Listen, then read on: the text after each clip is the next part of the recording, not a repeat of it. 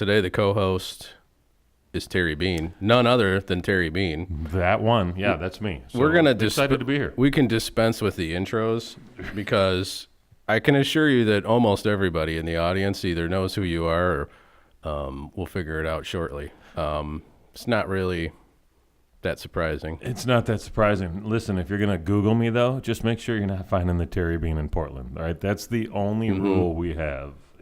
So Yep, that and I am not the Mike Terry Bean. McClintock on Veep. Yes. Well, you could have been though, which is kind of interesting. Right, or McClintock, what was that? McClintock Media on McClintock House of Media. Lies? That was such a great recommendation. Or On the Jessica list. McClintock? Yeah, seriously. If you haven't watched House of Lies, I think people should get into that. Right. Especially if you're a big digital thinker type person. Yeah. Right? It teaches you how to run your little pod, how to run your little division, how to run your agency, and how to boss move people into doing shit that they may not have needed to do. I don't know if that's ethical or not, but it seems to make great television. It does. I mean, Don Cheadle is Don Cheadle, and Kristen Bell is Kristen Bell.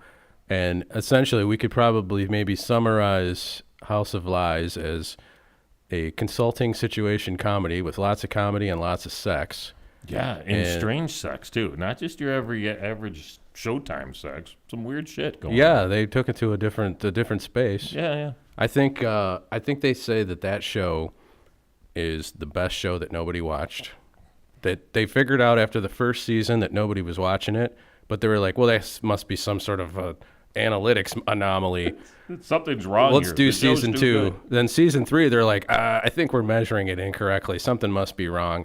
So then they got to season 4, and they were like, well, God, what are we supposed to do? And then they were like, well, it's been 4 seasons. We might as well just do a 5 and wrap it up and put a bow on it. But to this day, they're still perplexed as to why that show never caught on. And I am too.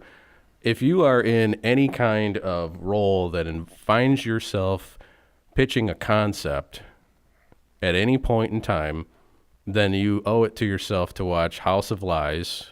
I think it's on, it's not on Netflix. It's on Amazon Prime. But is it's where on I've been Amazon watching it. Prime. Absolutely. And it's you can check totally it right out. worth, I think you got to pay like 47 cents? something like Somewhere that. in there, I don't maybe a know. little It's north of that. totally worth it. Just drop the $2.99, watch the first episode, and I guarantee you'll be breaking out the credit card for the rest of it. My wife, not into advertising, not into marketing, occasionally into sitting around and watching TV.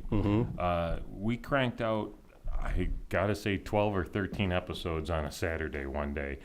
Not the most productive Saturday I've ever had, but I disagree. certainly one of the more beneficial. For me, I was like, this is a great lesson all the way around, so I had a great time with it.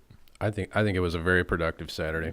Could So, I mean, that's, if you talk about content, you've got networks and Netflix and Amazon Prime and all this digital content now that they are making. And even so, I mean, the critically acclaimed stuff doesn't necessarily translate into rating success.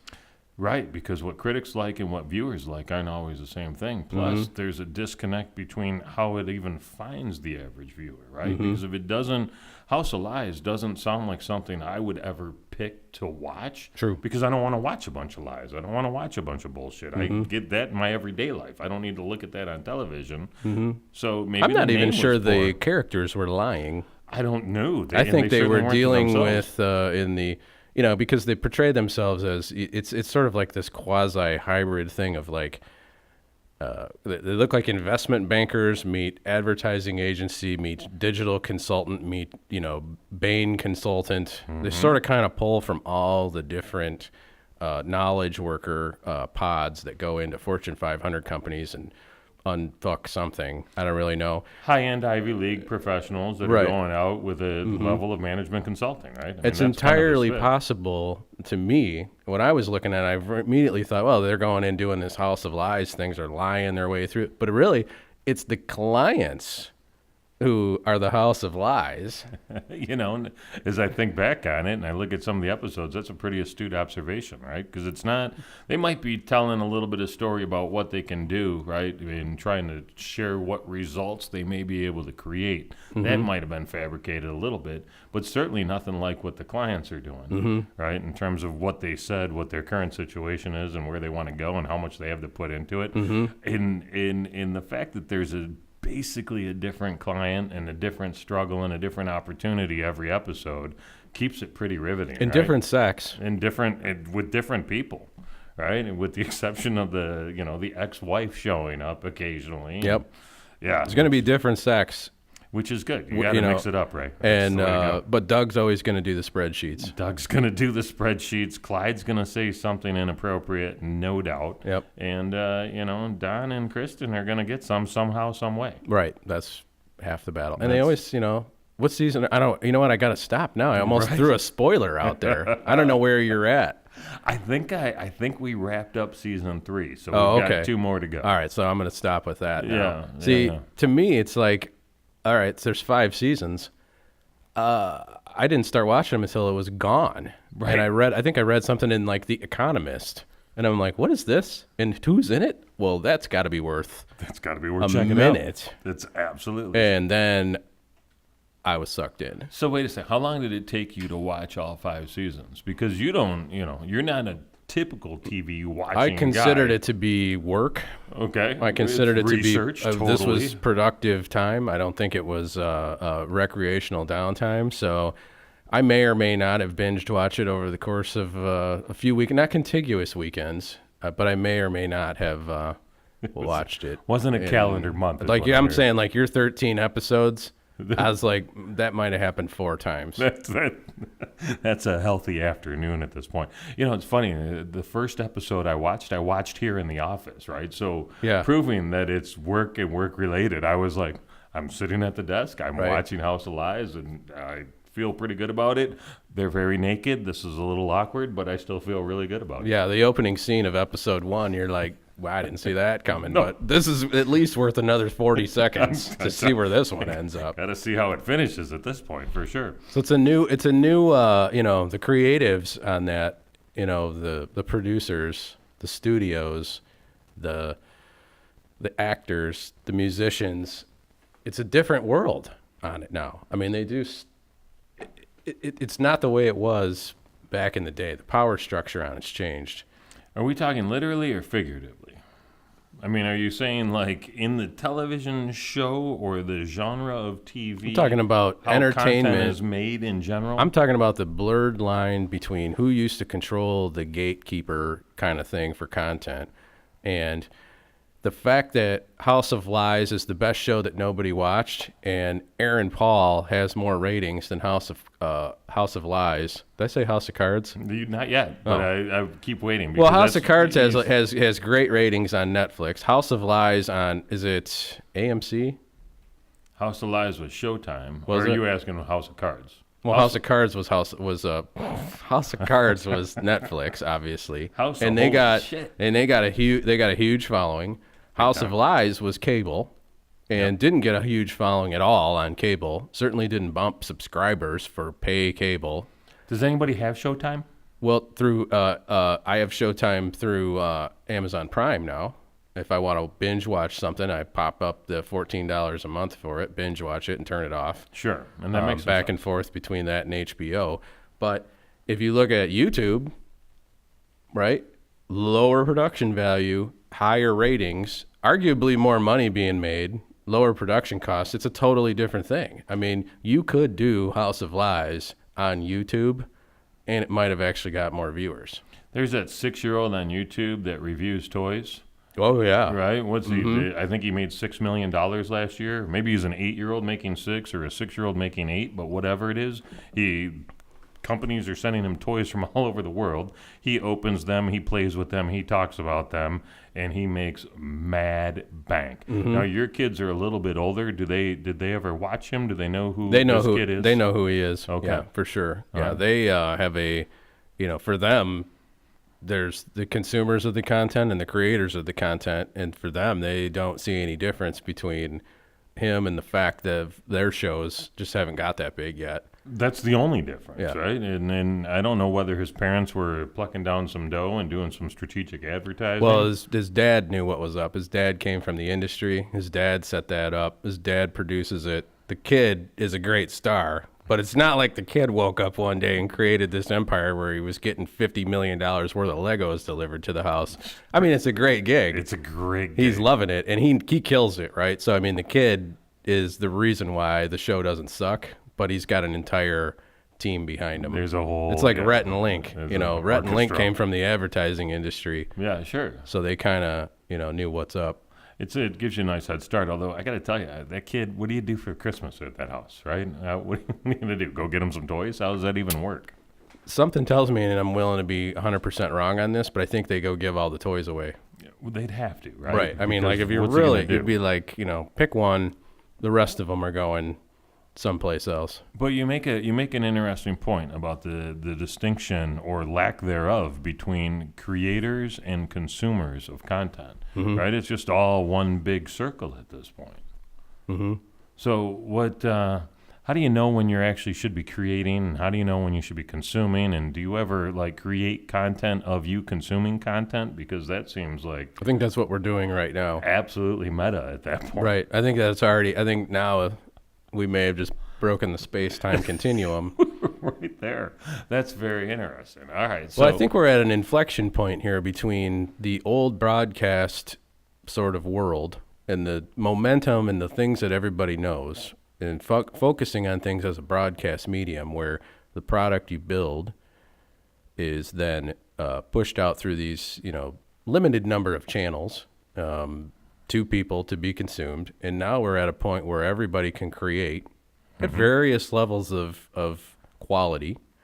Certainly not various levels of quantity, because there's plenty of that, So but much various quantity. levels of quality, and it can get distributed to anyone at even greater levels than, say, House of Lies. So we could create, a show about nothing, and get a bigger audience than House of Lies ourselves, and that's the difference now. But the promotion machine behind that old way of doing things still exists. So they push a lot of stuff out. The reason why Fox still has NFL, and they pay billions of dollars to broadcast the NFL rights. It's not as if they make a lot of money on that, but the best way for them to promote their shows, right, is through the NFL. So if you look, half the advertisements are other things to watch on Fox. it makes sense, right? You got to be where the eyeballs are, and so the NFL still curates a lot of eyeballs for whatever reason. If the NFL, if Fox didn't have the NFL and the NFL went to streaming, it would be great for the NFL. It would be the end of the networks. So that's why they outbid each other every. They have 5 to have 10 that years. audience. Got to have the NFL. So it's nice that there's People get mediocre Monday quarterbacks games, get- Thursday games, Sunday games, Saturday games. Well, even Fox went ahead and started doing Thursday night now. Right. They and it's and that even though that's streaming on Amazon, it's still Fox, and they're using the vector of distribution through Amazon Prime to stream Fox NFL. And throughout that whole process, you still got Joe Buck pushing the actual Fox shows. I have no idea what they really are, because I think I have eye blinders and ear blinders to it, and I don't really pay any attention. I'm sure there's a cop show. I'm sure there's There's a cop show. probably some long-running, decade-long ambulance hospital thing. If there's not, there should be. There should be, there's Right. We it's gotta probably a have new something one. about medical. We It's, went from yeah. ER to Grey's Anatomy to something that's probably happening right now. I still always talk about L.A. Law like it's it's been on in the last 30 years, right? But L.A. Law is like the catch-all for Well, Law and it Order. is on. and It's called criminal, Suits. yeah, Criminal Lies, whatever. The Simpsons is on Fox. I know that for a fact. Right. Right, and that's all that matters. Yeah. 30 years later. Still Have you ever kicking. watched The Simpsons? I've seen it a couple of times. Couple of times? couple of times a Sunday. Who runs that show? Oh goodness, smart guys. Actually, neighbors, man. Al Jean. That was a good talk, man. That was a good talk. So we're I want going to link to that in the show notes. We kind of have to at this point. Right? Terry's podcast interview with Al Jean. Did I say that right? Al Jean, yeah, man. Al Jean. Terry Bean and Al Jean. We hooked it up a little bit. The showrunner for The Simpsons, the longest running show in the history of shows. God, got to be pretty close, right? Certainly the longest running animated, and certainly the longest running prime time. What's been running longer? I don't know. Some of those soap operas seem like they've been on forever. That's true. Right? Some of those soap operas seem like they've been on for a really long time. But perfect example of content put together that doesn't have soap in it, that's there to sell soap. Right. You know? Which is, speaking of meta, it all falls right back upon itself. You mentioned earlier the idea of quantity and quality. And so for a long time, I've been telling people that if you want to get more audience, more eyeballs, more attract more of your target clients, you got to get on video, right? You got to stand in front of the camera. Mm-hmm. You got to say something that's going to add value to your audience in a way that they actually care about it, but in a way that dots them right between the eyes.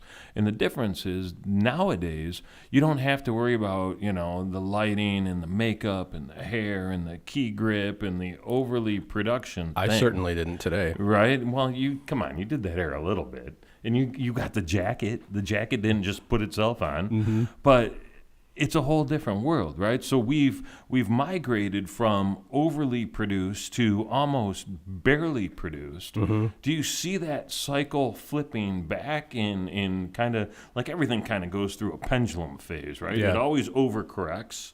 And then it comes back, and then it comes back again. Is there going to be a point where, if you're going to do a selfie video, you got to have a key grip to hold the wrap down? That's a fantastic question. I think the tools and the ability to do post-production, high quality post-production, and quality production, the cost of doing it is very achievable for anybody right now.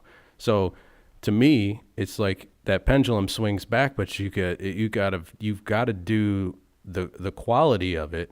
But the mistake I think a lot of people are making is they think they're going to stand in front of the camera and be super interesting and talk about why you want to buy something from me. Mm-hmm. And nobody cares, And right? they're going to bang it over your head, right? 60 times? Yeah, nobody Bye, cares. bye. It's not, you're not supposed to be out there making commercials, right? Put something together, give something to the world that they're going to want to consume, that they would consume regardless of what it is that you're trying to sell them. In fact, it's just stop trying to sell them something. Just American Idol exists to create an audience, and they happen to sell, I think it's Pepsi now. Was it Coke at whatever. one point? It used to be Coke, where that was like the pole position for the product placement. They had I don't know what was in there. Whatever the can in front of Simon But Cowell's mug was, that was the pole it was position. Coke, and then I think Pepsi outbid them to have that cup in front every single time. But the point of it is, American Idol exists to create that audience. American Idol is sponsored by Pepsi and among many other things, but American Idol isn't a Pepsi commercial, Ever. right? It's branded content exists, but American Idol is probably the greatest example of branded content. And then remember, I don't know if you ever even watched the show, but they used to do a music video in the middle of the show, and it always had a Ford vehicle in it. But it wasn't really, it wasn't a Ford commercial. It was sponsored by Ford, and they were always in a Ford vehicle having all kinds of fun as American Idols, but they were doing a song about something. Mm-hmm. People cared about the song. They put up with the fact that they had to look at the car, but it wasn't about the car. Even though it was about the car was in it, but it was associating that brand with the coolness of the people, but people were watching it because they wanted to hear the song. It's got nothing to do. You can't make a cool commercial and then put a song in it. You have to make a song and then figure out how to associate your brand with the coolness of that. Yeah, because no one's ever going to share a car commercial. No. Right? But they'll share the hell out of a cool song that happens to take place in a car. Exactly, right? Yeah, and then that you're makes almost sense. like not insulting their intelligence at that point. It's like an IQ test. Right. And you're saying, hey, guess what? We went ahead and made this really cool song that you want. And oh, by the way, just look at this car for a second. That's the price of admission. And, people understand that. And people actually look at that brand and think, well, thank you for not pandering to me here. Thanks for just being what it is. It's like Seth Godin, right? It's like permission marketing, right? People accept the fact that there's a Pepsi can in front of Simon Cowell because it's the show that they're watching, right? They don't, but if you're going to give me a 2-minute and 30-second commercial in between and interrupt the show, no thanks. So the first instance of product placement that I remember was a little movie about a funny little fella from outer space who had a bit of a candy fetish. Wow, you got me on this one. He's an alien. Movie came out in like 82, 83. Oh, Reese's Pieces? Didn't Pieces. M&M's blow that and said, I don't think we want to do that? I don't think Reese's Pieces existed. I had never heard of Reese's Pieces in my entire life. E.T. comes out. He eats these things like he's Hansel and Gretel lost in the woods.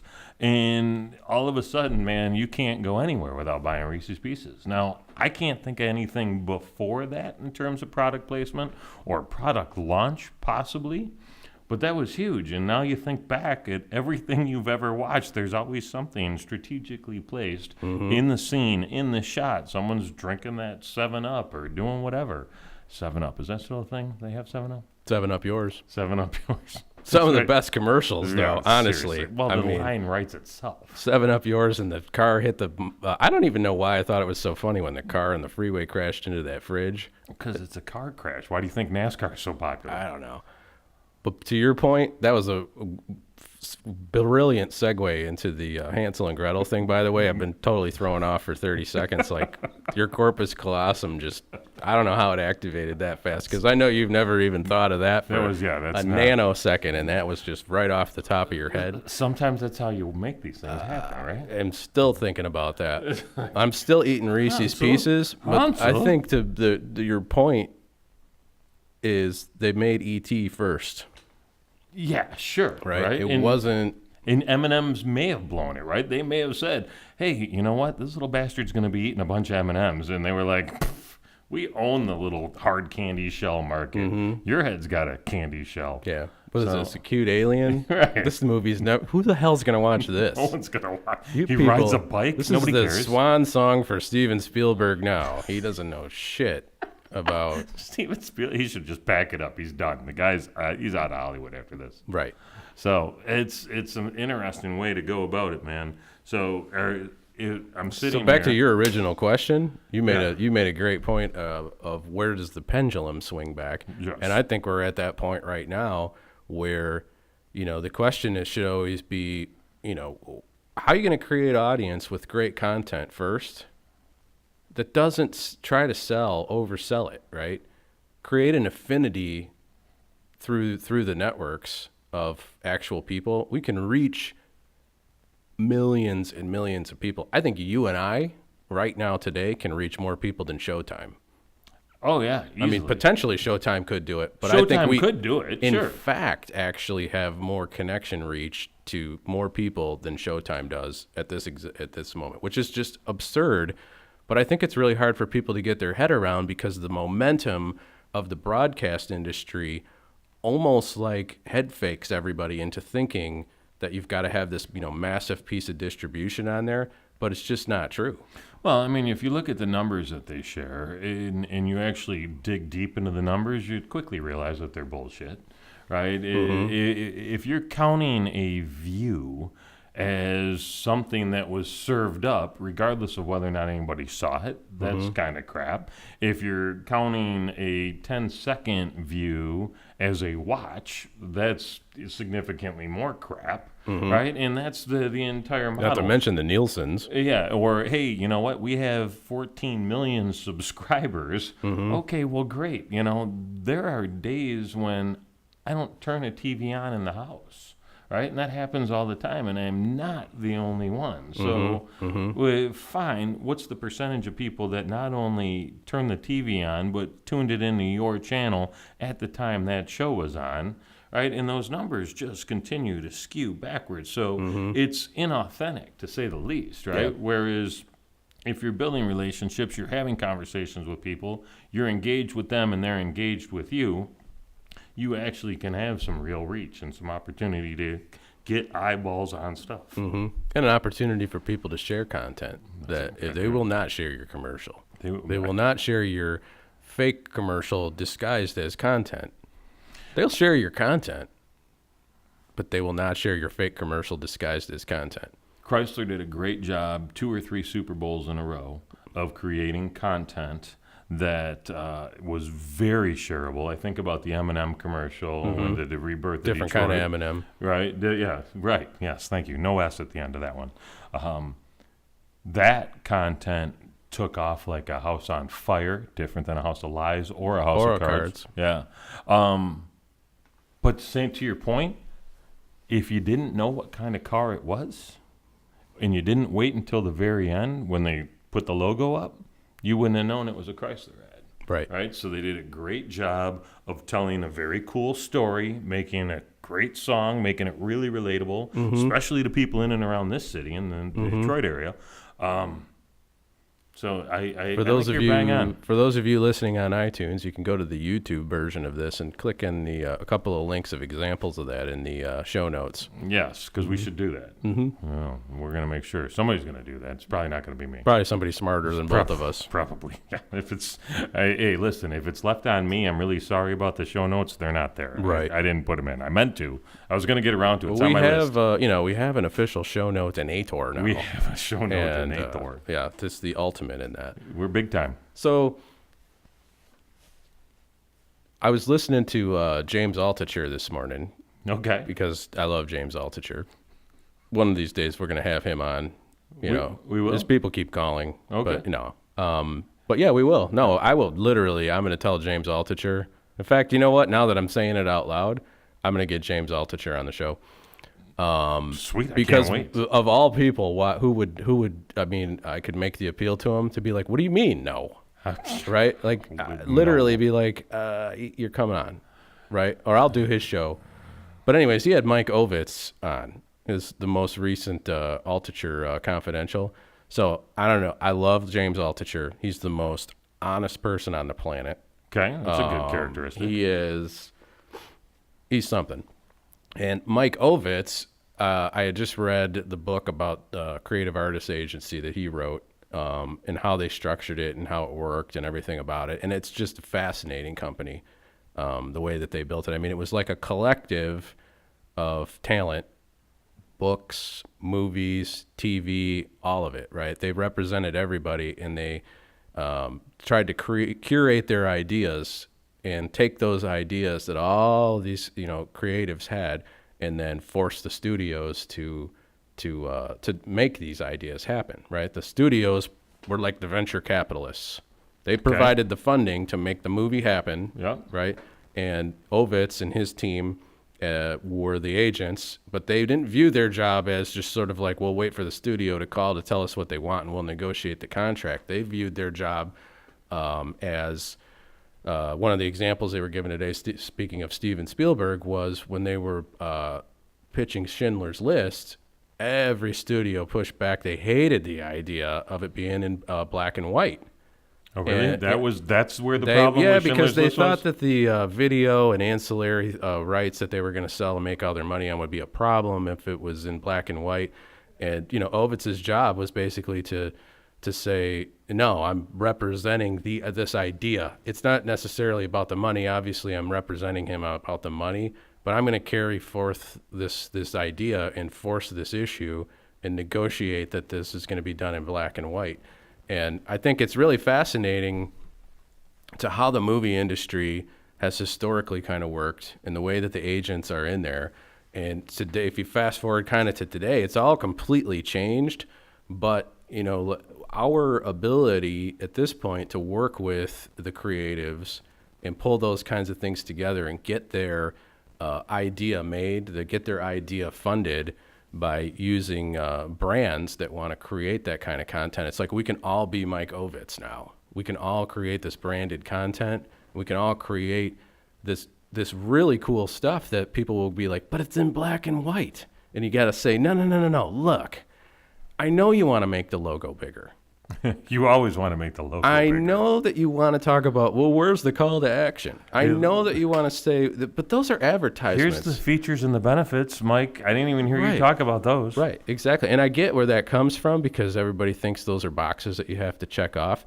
But at check 'em. some point, we have to take a Tony Green, a musician, and, filmmakers and come up with something that hasn't been done before and work from the point of the art of the content and make something fantastic that people like, irrespective of the brand that's involved with it. And the brand that gets to be involved with it is sort of like, it's a privilege to be able to then associate your brand with something that's that cool, right? And that's kind of got to be the idea now is we, and you're the master networker, right? You know more creatives and business people and marketing people than anybody, really. I mean, honestly, I don't even know how we couldn't even list it. We'd run out of RAM, even if we tried to type it up. Not in the show notes. Right, exactly. Not going to be in the show notes. But those networks of those people exist, and the ability to be able to put that stuff together right now, it's fantastic. It's just we got to get our head around the idea that we got to make content that's so cool that people want to watch it regardless. And I went watch it, listen to it, or watch it and listen to it. Absorb it, right? Take it in. Put it on YouTube, but don't worry about your frickin' pre-roll. You're doing it wrong, right? If you're doing YouTube pre-roll right now and saying, I'm going to shove my Tide ad into, this pre-roll for Aaron Paul or something, and we're going to be able to target our market. You're missing the point. You should be Aaron Paul. You should be the people making the show and then saying, we're not going to monetize this with the YouTube advertising pre-roll nonsense. This is us. This is the show. This is who we are. And you can interact with our brand passively here, way, way up at the top of the funnel. And we're not going to expect you you don't have to do anything. The call to action right now is we'd like you to be entertained, please. Yeah, enjoy yourself. That's it. And maybe a year from now when you want to buy carpet, think of us fondly. That's right. Right. It's funny. The movie The Social Network, right? The movie about Facebook, Yeah. laid out the blueprint for this 8 years ago, talking about, what's cool? Facebook. What's not cool? Ads on Facebook.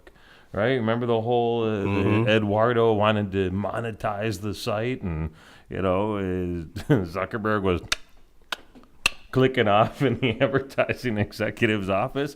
You can't worry about that. It's do good shit. Bring people into that mix who want to be a part of it, and create what the United Way always refers to as the United Way doesn't want activists. The United Way wants whacktivists. They want people that are so flippin' ecstatic about who they are and what they're doing that anytime there's a volunteer opportunity or a donation opportunity, these people throw their arms up and just give what they have. And that's what brands need to figure out how to do, how to connect with people at that visceral level, not at the, hey, buy my shit level, right? We've done that. We've been there. We're over it. Especially the, well said.